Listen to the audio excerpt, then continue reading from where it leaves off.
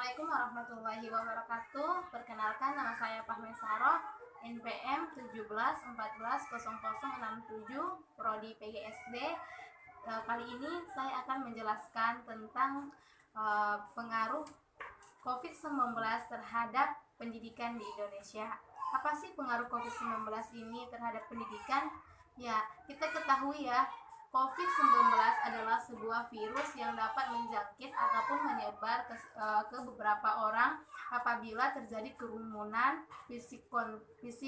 kontak fisik ataupun secara langsung maupun tidak langsung. Oleh karena itu ada beberapa protokol kesehatan yang dapat menghambat terjadinya penyebaran virus corona ini, di mana salah satunya adalah menjaga jarak, mencuci tangan dengan air yang mengalir, dan memakai masker. Ya, dan ternyata COVID-19 ini masih tetap berpengaruh ke dalam dunia pendidikan di Indonesia. Apa saja pengaruhnya? Yang pertama adalah dampak COVID-19 terhadap proses belajar di sekolah. Karena kita ketahui sekolah merupakan suatu wadah berkumpulnya murid-murid ataupun siswa-siswa dalam suatu ruangan yang terbuka maupun tidak terbuka, yang dimana terjadi perkumpulan yang dapat menyebabkan tingginya penyebaran COVID-19.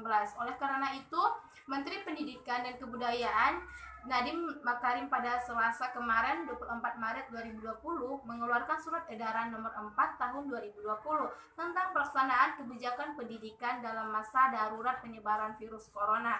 Di dalam surat edaran itu tertulis bahwa proses belajar dilaksanakan dari rumah melalui pembelajaran daring ataupun online. Bagaimana sih pembelajaran daring ataupun online ini? Di mana pembelajaran menggunakan media HP ataupun laptop yang berbau internet, dan siswanya tetap di rumah dan guru tetap di rumah, tetapi masih terjadi proses pembelajaran. Itulah yang disebut dengan proses pembelajaran virtual. Yang dalam proses pembelajaran virtual ini ada beberapa kendala, karena kita ketahui ya kan, di Indonesia kita masih banyak yang belum paham mengenai internet. Dan apa-apa saja sih masalah yang menghambat terlaksananya efektivitas pembelajaran dengan metode daring? Di antaranya adalah yang pertama, keterbatasan penguasaan teknologi informasi oleh guru dan siswa. Kenapa bisa terjadi? Karena kita ketahui di negeri ini masih banyak guru-guru yang belum mampu menggunakan ataupun mengakses internet yang belum mampu mengakses internet. Di mana karena masih banyak guru-guru yang kelahiran 1980-an, sehingga mereka terhambat dalam melaksanakan proses pembelajaran daring tersebut. Yang kedua adalah sarana dan prasarana yang kurang memadai. Kita ketahui alat internet adalah merupakan alat yang mahal, sehingga siswa dan guru tidak mudah untuk mendapatkannya. Karena kita ketahui juga ya, di Indonesia, di negeri kita masih belum merata tentang ekonomi ataupun status sosial siswa.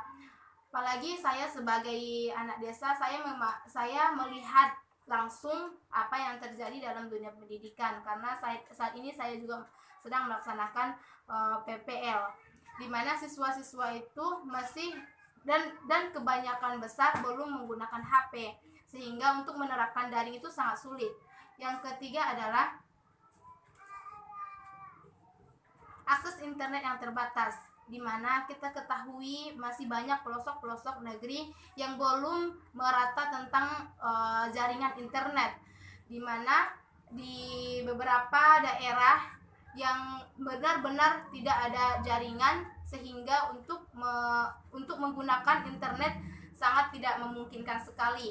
Yang keempat adalah kurang siapnya penyediaan anggaran, di mana kurang siapnya penyediaan anggaran baik dari pihak pemerintah dan sekolah, sehingga untuk kembali lagi untuk mendapatkan internet ataupun teknologi ini sangat terbatas bagi guru dan siswa.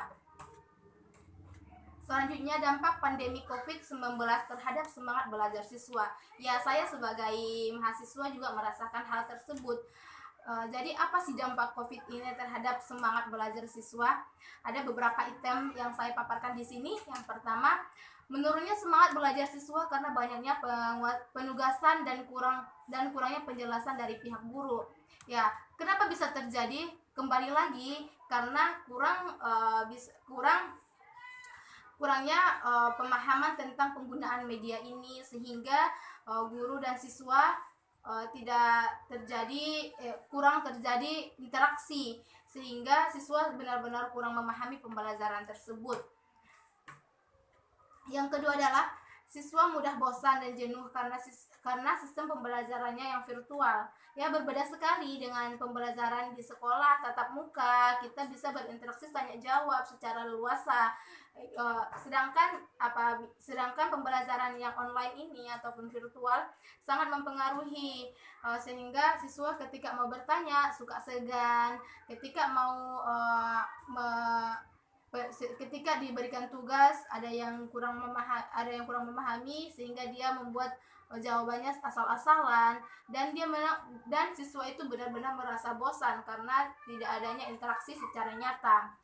Yang ketiga adalah siswa sulit memahami pembelajaran karena terlalu banyak materi dan kurangnya penjelasan dari guru, sehingga siswa kurang semangat dalam belajar. Ya, kita ketahui ya kan, guru sekarang berfokus terhadap target-target yang harus disampaikan, sehingga siswa merasa terbebani, harus memahaminya sendiri, harus mengerjakannya sendiri, harus mengamatinya sendiri tanpa adanya dan karena kurangnya arahan ataupun penjelasan dari guru tersebut.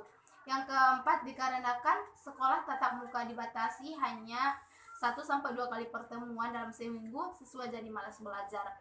Ya, saya PPL di SD dan saya melihat pertemuannya itu dibatasi dalam 1 minggu, hanya ada misalnya kelas 1 pertemuannya cuma 1-2 kali seminggu. Jadi siswa kebanyakan libur, kebanyakan bermain, sehingga dia malas untuk kembali ke sekolah dan malas untuk belajar. Itulah hal-hal yang dapat mempengaruhi, yang dapat menurunkan semangat siswa di dalam masa pandemi ini.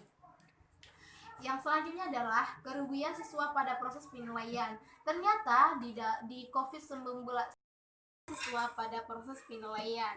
Di masa pandemi ini ada beberapa kerugian yang dialami siswa. Yang pertama adalah murid yang mestinya tahun ini mendapatkan penilaian sehingga berdampak untuk tahun yang akan datang. Maka pupus sudah bagi siswa yang telah mampu menguasai banyak keterampilan di tahun ini tetapi tidak memperoleh penilaian semestinya. Kenapa sih bisa terjadi seperti itu? Ya, karena kita ketahui sekarang di masa pandemi ini, karena pembelajaran daring, siswa yang sebenarnya memiliki potensi sehingga kurang dapat mengembangkan potensinya tersebut, sehingga berdampak pada penilaiannya. Yang selanjutnya, sistem penilaian yang dirasa merugikan siswa adalah dengan sistem penilaian melalui sosial media, di mana nilai tergantung dengan like, comment, and subscribe.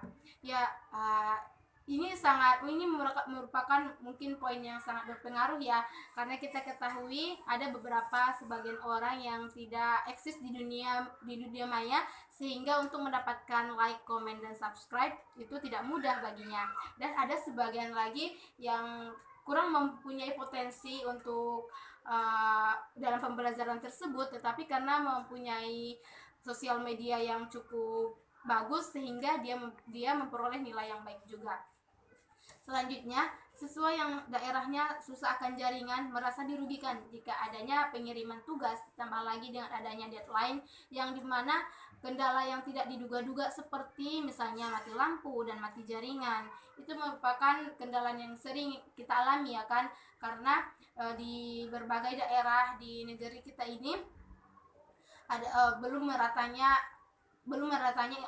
jaringan, sehingga ketika siswa melakukan pembelajaran daring, ketika siswa dalam pengiriman tugas, dan apalagi dikejar deadline, sehingga siswa merasa ada yang frustasi, ada yang benar-benar merasa tidak puas dengan hasilnya, karena adanya keterlambatan nanti skor penilaian berkurang dan lain sebagainya. Dan banyak lagi penilaian-penilaian yang siswa merasa dirugikan dikarenakan di masa pandemi ini. Selanjutnya adalah dampak pada lulusan sekolah. Ya, kita ketahui ya kan, ya. Selanjutnya, lulusan universitas ataupun pendidikan menengah yang mencari pekerjaan tahun ini mengalami gangguan yang hebat karena pandemi COVID-19. Pada para mahasiswa maupun siswi yang tahun ini lulus mengalami gangguan pengajaran di bagian akhir studi mereka. Dampak langsung yang dialami oleh mereka adalah gangguan utama dalam penilaian akhir yang mestinya mereka dapatkan. Namun dengan kondisi apapun mereka tetap lulus dalam kondisi resesi global yang memilukan ini. Kita ketahui saat ini lulusan tahun ini memang diluluskan secara massal, memang harus lulus karena masa pandemi ini, dan kita ketahui juga ditiadakannya ujian nasional dan lain sebagainya. Yang selanjutnya adalah lulusan universitas yang awalnya memprediksi dirinya akan mendapatkan pekerjaan dan upah yang memadai, akan tetapi kenyataan di Indonesia disebabkan karena COVID-19 mengakibatkan mereka harus berpikir ulang tentang pendidikan yang ditempuh dan mendapatkan upah yang akan diterima. Langkah strategi dan solusi bagi dunia pendidikan di Indonesia, karena ada beberapa kendala yang terjadi di dalam dunia pendidikan dalam proses belajar mengajarnya. Maka langkah-langkah strategi dan solusi bagi dunia pendidikan ada beberapa poin. Yang pertama, dari pemerintah sendiri.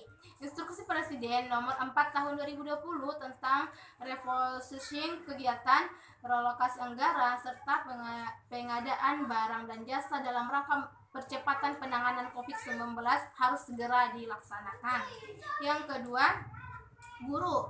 Langkah pembelajaran daring harus seefektif mungkin. Guru bukan membebani murid dalam tugas-tugas yang dihantarkan dalam belajar, tetapi jika perlu guru hadir secara gagasan dalam door to door atau maksudnya rumah ke rumah. Guru bukan hanya memposisikan sebagai transfer ilmu, tetapi juga menguatkan ingasa sung tulodo ing madya mangunkarsat tuturi handayani. Kita ketahui itu adalah sebuah tugas dari seorang guru, ya kan, tidak hanya mentransfer ilmu tetapi juga memberikan ilmu, mendukung, memotivasi dan menyemangati siswa untuk tetap belajar. Yang ketiga, sekolah. Sekolah sebagai lembaga penyelenggaraan pendidikan harus bersiaga memfasilitasi perubahan apapun yang menyangkut pendidikan siswa. Jadi ini adalah tanggung jawab. Ini merupakan tanggung jawab kita bersama sebagai satu negara, sebagai calon guru dan juga kita harus benar-benar menjadi pendidik yang benar-benar mendidik dan bukan cuma mentransfer ilmu. Mungkin itu yang bisa saya paparkan tentang pengaruh COVID-19 terhadap dunia pendidikan di Indonesia. Terima kasih. Wassalamualaikum warahmatullahi wabarakatuh.